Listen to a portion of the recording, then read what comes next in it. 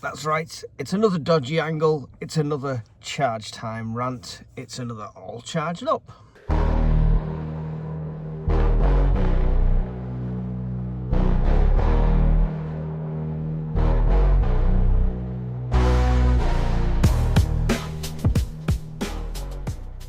Right, what I want to talk to you about as I watch a truck in front of me take down a bollard completely. Interesting way of reversing. You're in trouble. Anyway, bit of a distraction there. I want to talk to you about rentals. And I'm sure people with mortgages do the same and have the same issues and stuff. And we've all got the same issues with cost of living at the moment. If you're lucky enough to be in a rental that you got many moons ago and you've got a good landlord who's not put the rent up because his mortgage is not gone up or it's only gone up by a small percentage, then superb. My rent's going up this time round.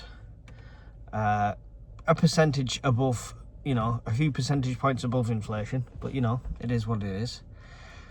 But in comparison with what I'm looking at, because we wanted it to move,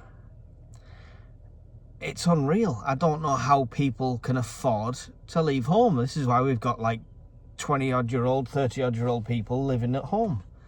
I left home at 16.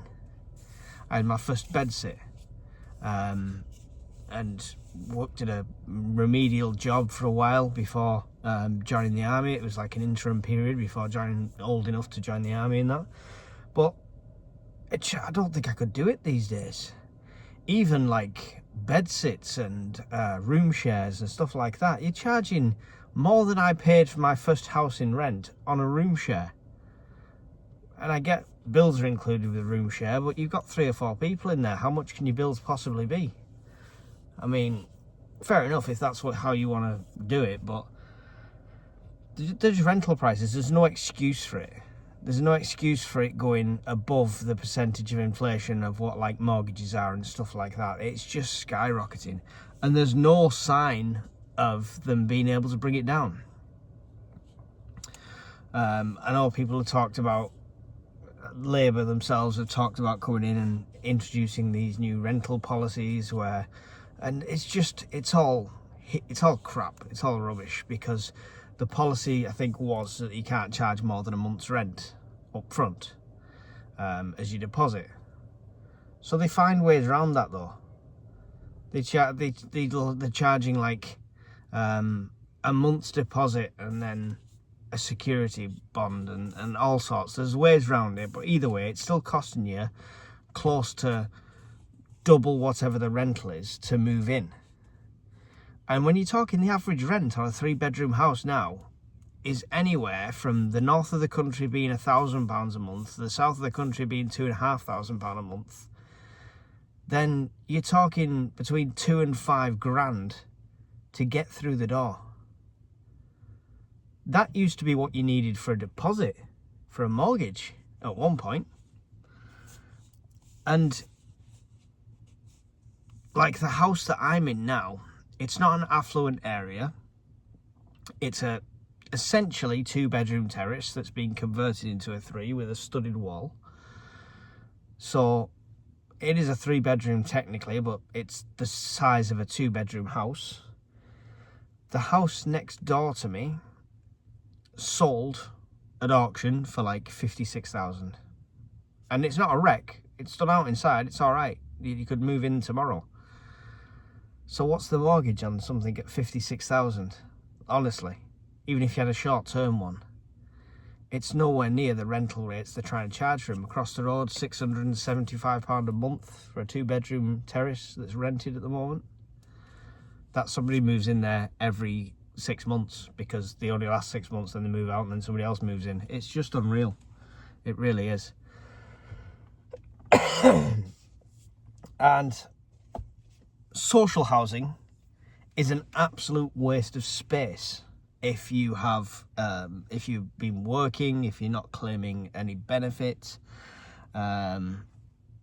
if you've 2 adults, you tick all these boxes that just bump you down the list. And I tried applying for the council a while back, and the one that's not far from me, not where I live now, but not far from me, the council there, when you apply, you go on and you bid for houses. You might have had the system where you are. Not bid an amount, but just put your name down for it, sort of thing. Oh, I like this one, so I'll put my name down for that. And you could do that for so many houses every week. And it told you where you were on the list. So, like, if you were third, if the first two people in front of you didn't respond or didn't accept the house, then you'd get it. Excellent. First time I applied, the only house that was suitable, I applied, and I was 2,300 and something on the list. So if 2,200 odd people say, no, I don't really like that house, then I could have it. I'm sorry, if 2,000 and odd people don't like a house for any reason, I don't think I want that house. It must be a pile of rubble. It's just, so there's no getting off that rental ladder for anyone that's just, you know, getting by. The cost of living now, if you've got two adults working, paying an average rent, all your bills, and then food shopping, etc. And if they do want a bit of entertainment, you know, that kind of cost. How are they saving for a deposit? How are they getting off that rental market and onto the property ladder? It's just not possible. It's not possible at all. And you can pay rent for... How long have I been renting for? Let's see.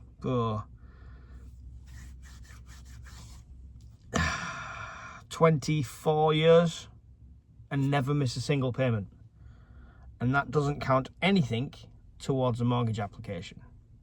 Still need your 10% deposit, still got to go through all the credit references, etc., blah, blah, blah. And the rent doesn't mean anything to it. If you missed a phone bill once in 1992, they'll flag that up. But rent, you know, counts for nothing. So I don't know how they solve it. The rental measures they brought in place are terrible. The standards that they were going to bring in place, Labour, was to make them up it for the energy rating from an E to like a D or a C as a minimum to rent it out. They've decided that was going to happen too soon, so they've pushed that back to like 2030 now. So landlords can still rent you an E-rated energy house, which is what mine is, which basically means if I don't have my heating on full blast, it turns ice cold within 5-10 minutes because there's no insulation on the gable end at all. For an exorbitant price. And we can still, we're encouraging these slumlords. We really are. And don't take my word for it. Go on your Facebook marketplace and look for rentals near you. And look at some of the dives. Some of them, they don't even bother cleaning them. They don't even bother doing them up. Your classic old landlord brown style carpet, magnolia walls. You can see it's just, they've painted over any damage on the walls. Just, you know, liquor paint, sort it all out. And then they've whacked it up for like double the rate it should be. So they need to do something about it because it's pushing people more and more into poverty. And not just that, it's I mean, it could be a good thing that it's keeping families together, right? I'm not going to say that's a bad thing, but it's keeping Joe Bloggs living with his mum till he's 30-odd-year-old, at least.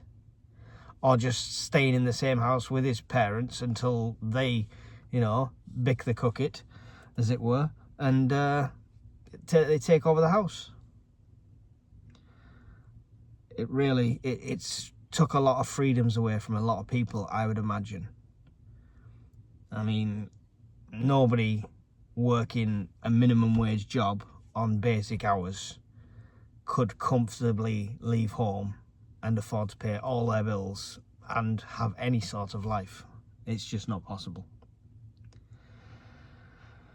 So yeah, my rant is about rent. But we all pay it. We've all got to pay it. But this is why my move is being so difficult. It really is. I wanted to save up enough to be moving to Scotland the end of July, the beginning of August at the latest. That's what I was looking at. And I just feel like I'm stuck. because we can't save at the moment. There's no such thing as overtime at my job. There's no such thing as a chance of extra earnings. If I knew what the plan would have been, I wouldn't have signed up for this car, which I'm tied into for another year still. And Mrs. Urban Prepper doesn't earn enough, doesn't get enough hours with what she does, unfortunately, to subsidise that to any sort of degree. So I'm doing what I can, grafting every bit I can. Doing YouTube does help, but it almost pays for itself now with the hosting that I pay on websites and stuff like that, and blah blah blah. So it's not like it's making a massive profit, but it is removing a bill that was coming out of my pocket, so that's a good thing. And I'm trying to do what I can, do the car boot sales like you've seen. I'm a web developer, so if I can pick up the odd website to do for somebody, then I do that as well. And you just really got to put in every single hour to try and put any sort of money together. And guaranteed when you do that, that's when the diesel car at home will get a storm fly up and hit the windscreen, and I've got to replace that. Or it'll be something like that that'll just rinse what I've saved. It really will. So I've not saved anything at the moment, which is scary, but I really don't want to push this move back for another year. It feels like it'll never happen if I do that. But yeah, there's no help for working people. There is literally no help for working people. At least like a Labour Party of old saw these issues and stimulated the economy. They introduced that 100% mortgage at one point. Got loads of people onto the property ladder that wouldn't have usually been able to get on. So they saw an issue and they dealt with it. Right now we see issues and we just make more. And the thing is everything else going on in the world fills up mainstream media, which I'm sure Labour at the moment are absolutely loving, because it's a distraction from the policies that are getting pushed through or pushed back or reneged on. Yeah, they can pretty much get away with anything at the moment because there's always somebody to blame, right? Blame Russia, blame America, blame the tariffs, blame the Chinese. It's always somebody else's fault. Anyway, let me know if you're stuck in the rental trap or if you got out of that rat race a long time ago. Good for you if you have. And if you need a website, give us a shout. Nothing like a good advert. But other than that, thank you for listening. And this has been another All Charged Up. And we are all charged up. So best be off. Thanks for watching. Goodbye.